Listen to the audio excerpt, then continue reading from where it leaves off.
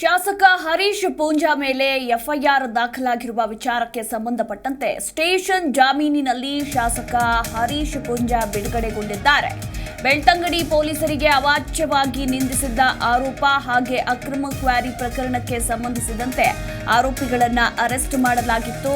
ಇನ್ನು ರಾತ್ರಿ ಸ್ಟೇಷನ್ ಜಾಮೀನಿನಲ್ಲಿ ಶಾಸಕ ಹರೀಶ್ ಪೂಂಜಾ ಬಿಡುಗಡೆಯಾಗಿದ್ದಾರೆ.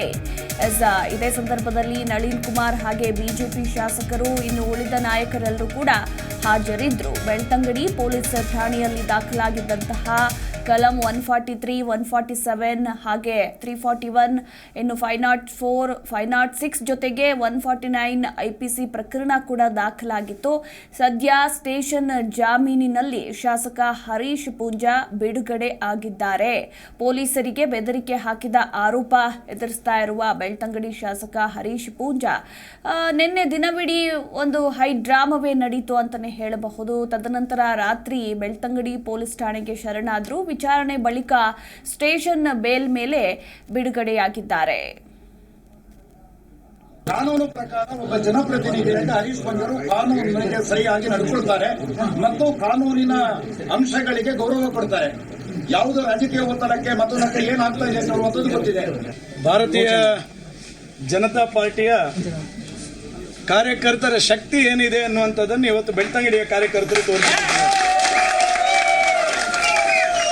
ನಾನು ಒಬ್ಬ ಕ್ಷೇತ್ರದ ಜನಪ್ರತಿನಿಧಿಯಾಗಿ ಒಬ್ಬ ಕಾರ್ಯಕರ್ತನಿಗೆ ವಿನಾಕಾರಣ ಜೈಲಿಗೆ ಹಾಕಿದ್ರೆ ಆ ಕಾರ್ಯಕರ್ತನ ಜೊತೆ ಜೈಲಿನಲ್ಲೂ ಸ್ಟೇಷನ್ನಲ್ಲೂ ನಾನು ಹೋಗಿ ಈ ರೀತಿಯ ವಿನಾಕಾರಣದ ಪ್ರಕರಣಕ್ಕೆ ನಾನು ಖಂಡಿತವಾಗಿ ವಿರೋಧವನ್ನು ವ್ಯಕ್ತಪಡಿಸತಕ್ಕಂಥ ಜವಾಬ್ದಾರಿ ಇದೆ ಎನ್ನುವ ಕಾರಣಕ್ಕೋಸ್ಕರನೇ ಈ ಕ್ಷೇತ್ರದ ಮತದಾರರು ನನ್ನನ್ನು ಗೆಲ್ಲಿಸಿರ್ತಕ್ಕಂಥದ್ದು.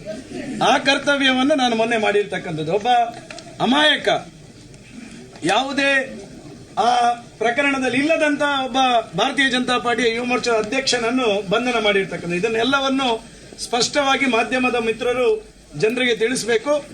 ಆ ಪ್ರಕರಣಕ್ಕೂ ಶಶಿರಾಜ್ ಶೆಟ್ಟಿಗೂ ಯಾವುದೇ ರೀತಿಯಾಗಿರ್ತಕ್ಕಂಥ ಸಂಬಂಧ ಇಲ್ಲದೆ ಭಾರತೀಯ ಜನತಾ ಪಾರ್ಟಿಯಲ್ಲಿ ಮತ್ತು ಬೇರೆ ಬೇರೆ ಚಟುವಟಿಕೆಯಲ್ಲಿ ಮುಂಚೂಣಿಯಲ್ಲಿ ಕೆಲಸ ಮಾಡ್ತಾನೆ ಎನ್ನುವ ಕಾರಣಕ್ಕೋಸ್ಕರನೇ ಅವನನ್ನು ಅರೆಸ್ಟ್ ಮಾಡಿರೋದು, ಆ ಕೇಸಲ್ಲಿ ಫಿಕ್ಸ್ ಮಾಡಿರ್ತಕ್ಕಂಥದ್ದು.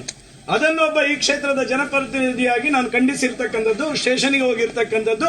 ಈ ರೀತಿ ವಿನಾಕಾರಣ ಕಾರ್ಯಕರ್ತರನ್ನು ನೀವು ಅರೆಸ್ಟ್ ಮಾಡಿದ್ರೆ ಖಂಡಿತ ನಾವು ಈ ರೀತಿಯ ದ್ವೇಷದ ಕಾಂಗ್ರೆಸ್ನ ರಾಜಕಾರಣವನ್ನು ಸಹಿಸೋದಿಲ್ಲ ಎನ್ನುವಂತ ಎಚ್ಚರಿಕೆಯನ್ನು ಪೊಲೀಸ್ ಅಧಿಕಾರಿಗಳ ಮೂಲಕ ಸರ್ಕಾರ ಕೊಟ್ಟಿರ್ತಕ್ಕಂಥದ್ದು.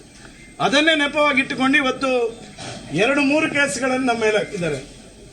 ಒಂದು, ಅವತ್ತು ನಾನು ಮಾತಾಡಿರ್ತಕ್ಕಂಥ ಮಾತುಗಳಿಗೆ ನನ್ನ ಮೇಲೆ ಕೇಸ್ ಹಾಕಿದ್ದಾರೆ. ನಾನು ಈ ಸಂದರ್ಭದಲ್ಲಿ ಮಾಧ್ಯಮದ ಮೂಲಕ ಕೇಳಿದ್ದೇನೆ, ನಾನು ಅಧಿಕಾರಕ್ಕೋಸ್ಕರ ಪೊಲೀಸರಿಗೆ ಬೈದಿಲ್ಲ. ಸಿದ್ದರಾಮಯ್ಯ ಅವರು ಅಧಿಕಾರಕ್ಕೋಸ್ಕರ ಅವತ್ತಿನ ಪೊಲೀಸ್ ಕಮಿಷನರ್ ಬಿದ್ರಿ ಅವರ ಕಾಲರ್ ಪಟ್ಟಿ ಹಿಡಿದ್ರಲ್ಲ, ನಾನು ಕಾರ್ಯಕರ್ತರ ಶಕ್ತಿಗೋಸ್ಕರ ನಾನು ಪೊಲೀಸರಿಗೆ ಬೈದಿರತಕ್ಕಂಥ, ನಾನು ಅಧಿಕಾರಕ್ಕೋಸ್ಕರ ಹಿಡಿದಿಲ್ಲ. ಕಾಂಗ್ರೆಸ್ ಸರ್ಕಾರಕ್ಕೆ ನೈತಿಕತೆ ಇಲ್ಲ. ಯಾಕಂತ ಹೇಳಿದ್ರೆ ಪೊಲೀಸರ ಮೇಲೆ ಅತ್ಯಂತ ಹೆಚ್ಚು ದೌರ್ಜನ್ಯ ಮಾಡತಕ್ಕಂತ ನಾಯಕರು ಯಾರು ಕೇಳಿದ್ರೆ ಅದು ಕಾಂಗ್ರೆಸ್ ಪಾರ್ಟಿಯ ನಾಯಕರು. ಅವರು ಬಿಜೆಪಿಯ ನಾಯಕರಿಗೆ ಬುದ್ಧಿವಾದ ಹೇಳತಕ್ಕಂಥ ಅವಶ್ಯಕತೆ ಇಲ್ಲ. ನೀವು ಪೊಲೀಸ್ ಇಲಾಖೆಯನ್ನು ಇಟ್ಕೊಂಡು ಅವತ್ತಿನಿಂದ ಇವತ್ತಿನವರೆಗೆ, ತುರ್ತು ಪರಿಸ್ಥಿತಿನಿಂದ ಹಿಡಿದು ಇವತ್ತಿನವರೆಗೆ ನೀವು ಪೊಲೀಸ್ ಇಲಾಖೆಯನ್ನು ಇಟ್ಕೊಂಡು ಸಮಾಜವನ್ನು ದೌರ್ಜನ್ಯ ಮಾಡಿಕೊಂಡು ಬಂದಂತ ಪಾರ್ಟಿ ಕಾಂಗ್ರೆಸ್ ಪಾರ್ಟಿ. ಇವತ್ತು ಮತ್ತೆ ನಾವೆಲ್ಲ ಒಬ್ಬ ಕಾರ್ಯಕರ್ತನಿಗೆ ನೋವಾಗಿದೆ ಅಂತ ಹೇಳಿದ ಕಾರಣಕ್ಕೋಸ್ಕರ ನಾವು ಪ್ರತಿಭಟನೆಯನ್ನು ಮಾಡಿದ್ರೆ ಪೊಲೀಸ್ ಇಲಾಖೆ ಕಾಂಗ್ರೆಸ್ನ ಒತ್ತಡದ ಮೂಲಕ ನಮಗೆ ಅನುಮತಿ ಕೊಡಲಿಲ್ಲ. ನಾನು ಕೇಳ್ತೇನೆ, ಇವತ್ತು ಈ ಜಿಲ್ಲೆಯ SP ಅವರಿಗೆ ಕೇಳ್ತೇನೆ, ಈ ಜಿಲ್ಲೆಯ ಉಸ್ತುವಾರಿ ಸಚಿವರಿಗೆ ಕೇಳ್ತೇನೆ. ನಾನು ಭಾರತೀಯ ಜನತಾ ಪಾರ್ಟಿಯ ಕಾರ್ಯಕರ್ತರ ಶಕ್ತಿ ಏನಿದೆ ಅನ್ನುವಂಥದ್ದನ್ನು ಇವತ್ತು ಬೆಳ್ತಂಗಡಿಯ ಕಾರ್ಯಕರ್ತರು ತೋರಿಸಿದ್ದಾರೆ. ಜಿ ಕನ್ನಡ ನ್ಯೂಸ್ ಈಗ ನಿಮ್ಮ ಮನೆಯಲ್ಲೇ ನೋಡಿ. ಎಲ್ಲ ಕೇಬಲ್ಗಳಲ್ಲಿ ಈಗ ಲಭ್ಯ.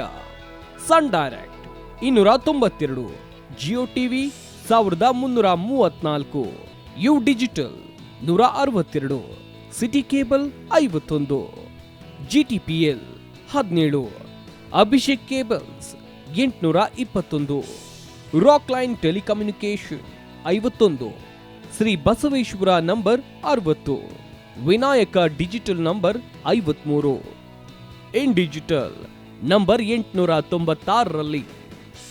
ನಿಮ್ಮಿಸ್ತದ ಜಿ ಕನ್ನಡ ನ್ಯೂಸ್ ನೋಡಿ ಆನಂದಿಸಿ.